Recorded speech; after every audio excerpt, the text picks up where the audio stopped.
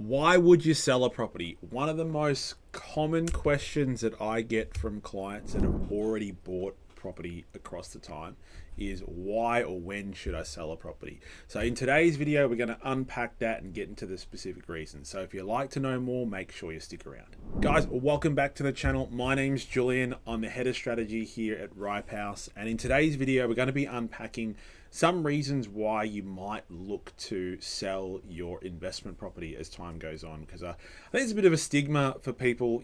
You sometimes feel like buying an investment property or properties is a bit of an accomplishment. You're ticking off a little goal, a life goal in terms of progressing forward in life, and there comes that kind of mindset shift where you don't really want to do it because you feel like you're taking a step back by offloading it. But sometimes there's times where it can actually help you move forward. It can put you into better circumstances.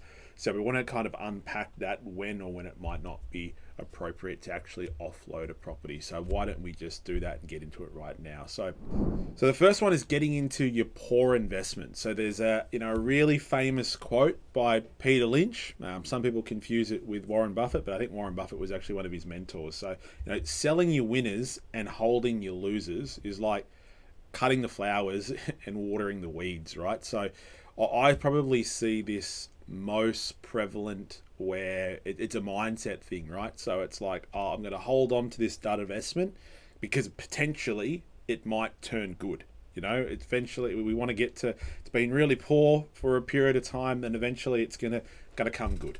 Or we've got an inferior performing asset. I've got my unit. I don't really want to sell it. So I know a house is better for me. I'm going to keep on holding into it. So I guess that's probably the most prevalent reason why would be to offload a poor investment. And to give you a bit of, the numbers behind it, because I think that's important to understand the why.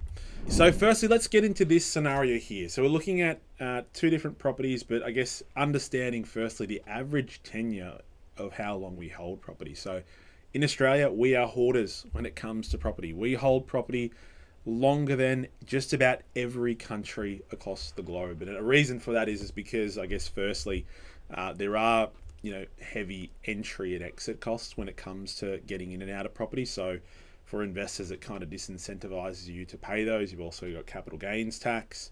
It can not be something that people want to just jump to and from, but I think it's important to understand the opportunity costs when you continue to hold a dud asset. So what we want to have a look at here is this scenario here where we've got two properties, they're purchased at around that $500,000 price point. We have the first one at the top. It's got 5% growth over that 10-year hold, and it's grown in value to about $814,000. Now, we bring in another property, and it's grown just 2% better each year for that 10-year period.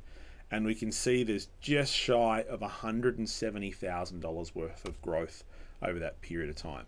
Now, in this example, we've been pretty light on in terms of the differences. If we wanted to use an actual recent example, if you're somebody who had been holding in Melbourne previously, the last kind of 3 years or so, they've achieved 15% capital growth, where somewhere like Brisbane has achieved 50%. So sometimes that opportunity cost, that stubbornness to just stay in the market, ride it through, can end up costing you quite a bit. So, here is probably the number one reason why people should look to move on poor assets. So, again, this is not specific to an individual, but if a client comes to me and asking for a bit of an opinion on things like apartments, units, townhouses, for every one performing apartment out there, I can pretty much guarantee you I'll find 999 poor performing apartments where it'll be a different story for 3 or 4 bedroom family homes. So that would be the number one. The next one is reducing PPOR debt, or your primary place of residency. So this is a big one, and I think a lot of people, again, this is where not wanting to sell off an asset because you feel like you're going backwards. But I guess it's probably understanding the Rich Dad Poor Dad, Robert Kiyosaki's principle. You've got good debt and you've got bad debt. The debt on your home, that is not an asset. Yes, it can increase in value. Yes, you can tap into it in terms of creating equity, etc. But in general, the debt you have on your home is non-deductible debt. So it actually costs you a lot more than you think. And reducing that or getting rid of that completely not only increases your cash flow, it allows you to be hyper tax efficient if you structure it correctly. But if we get into this scenario here, we're talking about a property that's got a $500,000 mortgage, and we're at a 6% interest rate on a 30-year loan term. Now, obviously, as the loan goes on, the interest will slowly get to eat away as we start to chip away at the principal portion of things. But if we just look at here, we've got $30,000 taken on in interest repayments. We've then got just shy of $17,000 in principal paid. So that tone's going to get that $500,000 will be paid off over that 30 years. So it's just under $17,000, which means out of pocket, it's costing us just short of $47,000 per annum out of our pocket each week. Now, the big difference when you've got home loan debt versus investment property debt is that debt is being paid on the mortgage with your after-tax income. So it's not just costing you $46,700. It's actually costing you, because, again, it's after-tax, it's actually costing you $74,000 each and every year from your wage.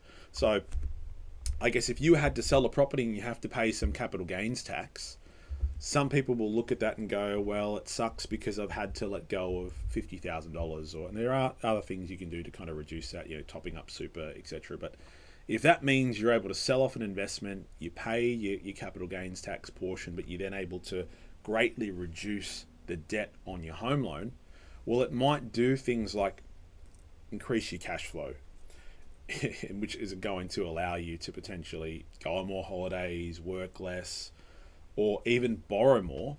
Or you might be able to get into the position where you're just going to still be happy to be that much out of pocket in terms of getting back into the market with investments. But if you were $47,000 out of pocket post-tax in the investments, it's going to be a different thing, because you're not going to be on a $500,000 mortgage. You're probably going to be in assets that are worth a lot more than the home you're living in, because you've been able to leverage and scale. You've got rental income coming through to help you offset some of those costs. So that can be a big one, which also goes into tying up or freeing up your borrowing capacity. So you might have an asset that, again, you reduce your mortgage, it can help free up your borrowing capacity. You might have an asset that has terrible yield performance tied to it. So we've got another video from a while ago where we helped a Sydney investor turn his $2.4 million of property, which was generating about $800 a week in rental income, into 6 properties generating $3,500 in rental income, right? So sometimes it can actually help you increase your borrowing capacity, because it might increase your rental income, might reduce your bad debt. So that can be a really big one to play, I should say. And the other one is just freeing up your cash flow. So again, it's tying up to that last one just before as well. Poor, really heavily negatively geared property, probably looking more so at your Sydney and Melbourne markets, even your Brisbane markets now, they're in the 3.5% in some of those inner locations. So if you're getting poor returns, you might not be able to manage your cash flow. That's eating into your serviceability.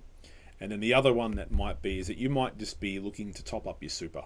So you might want to top up your super because you want to maximize your contributions, and then if there's more money in your super, you're going to have something there to tap into borrowing, because your servicing in super is completely separate to what's in your own personal name as well. So you can be maxed out in your own personal name, but you can have borrowing available to you through in super. So there can be a myriad of reasons. It's not always going to be applicable to each person. It's going to be bespoke. Everybody's got different needs and goals.